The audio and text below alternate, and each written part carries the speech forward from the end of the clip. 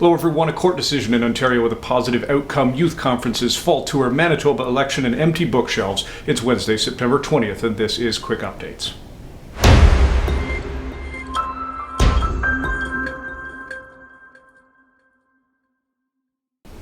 Hi everyone, we are pleased and thankful that the Ontario Superior Court upheld Canada's law against prostitution in a judgment released this week. Canada's law forbids purchasing sexual services, but it immunizes prostituted persons from prosecution. Buyers, not prostituted persons, can be criminally charged. The law also bans advertising prostitution, recruiting or coercing people into prostitution, and profiting from prostitution in exploitative ways. Now, all the rules I just mentioned, all of them were challenged by the Canadian Alliance for Sex Work Law Reform, but the Ontario Court upheld them all. The judge recognized that Canada's prostitution law is based on Parliament's normative position or moral judgment that prostitution is inherently exploitative, that it objectifies and commodifies human sexuality, especially that of women, and that it is contrary to core societal principles of dignity and equality. The judge said it is not for a court to overturn Parliament's normative perspective, which underlies this whole legislative framework. We think the judge's respect for Parliament in this circumstance is appropriate and commendable, and we are very pleased with the outcome. Thank you. One of the things I love about ARPA Canada is their focus on youth engagement. It's so exciting to see so many young Reformed Christians get involved in political action.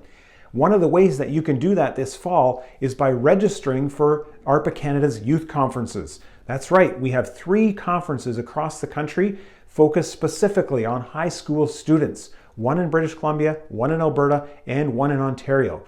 Last year, we had approximately 300 youth from across the country attend these conferences. This year, we've increased capacity, but we need you to commit to registering. That's right. We know youth as high school students, you're busy and there's lots of things on the go, but please go to the URL above or the link in the description below and register for an event near you so that we can properly put plans in place to host you and ensure that your experience at the youth conferences is as best as possible. Again, ARPA Canada Youth Conferences, if you're a high school student and would love to attend, please register soon. In most of Canada, it's pumpkin spice season, but here in Manitoba, we're in election season again. This year, it's a provincial election. Provincial government jurisdictions include important things like healthcare and education.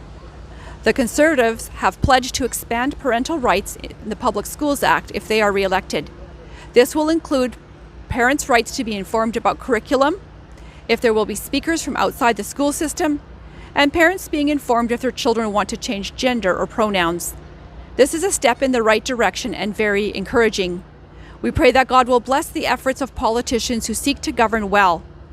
ARPA encourages you to help a candidate in your riding who shares your values.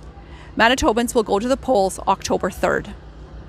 So a school board in Southern Ontario has mostly empty bookshelves in their secondary school libraries. What's the reason? Well, the school board brought in a new equity policy and the school administrators responded by removing virtually any book published prior to 2008. This move has prompted a critical response from the Ontario Education Minister and has caused a stir on social media as well. At a minimum, this move is what C.S. Lewis called chronological snobbery in his book Surprised by Joy. That is, the tendency of every generation of humans to disdain and look down on virtually anything produced by previous generations. The idea that we modern people know better than anyone else has obviously filtered into the realm of books as well, where books by Laura Ingalls Wilder are now being removed in favor of pornographic, gender-fluid children's literature. As was reported by the National Post last week, more and more teens are now choosing surgery and irreversible treatments. And it's not hard to think that these kinds of policies, these kinds of school policies and other campaigns might be part of contributing to that increase. Now, books are only the starting point, but as was seen with the response to that Southern Ontario School Board's policy, parents are not in favor. Now, I'm becoming slightly more hopeful that this too is just a fad, and one day the chronological snobbery of the next generation will look critically upon the policy decisions we're witnessing today. Hey everyone, this week, fall starts. You know what comes with fall? Pumpkin spice, changing leaves of the trees, Parliament coming back in session, but every fall comes ARPA's Fall Tour. This year, we're focusing on the issue of examining the gender controversy in the light of the image of God.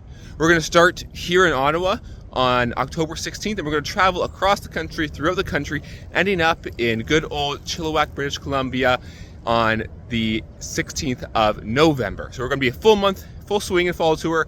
So we really hope that you can come out to the stops wherever you are in Ontario or Manitoba or BC, Alberta. We're even going to the Maritimes this year, trying to interact with some other Reformed Christians out there. We're really trying to deal with one of the most pressing issues of the day, one of the most complex and difficult conversations to have about the day on the topic of gender. And so we really hope that we can see you there, that we can explain to you and aid you and equip you and encourage you to engage politically on the topic of gender identity and from perspective of an image of God. So we really, really, really hope to see you there this fall. That's it for quick updates. Thanks to you for watching. Please do like, share, and subscribe, and we'll see you next week.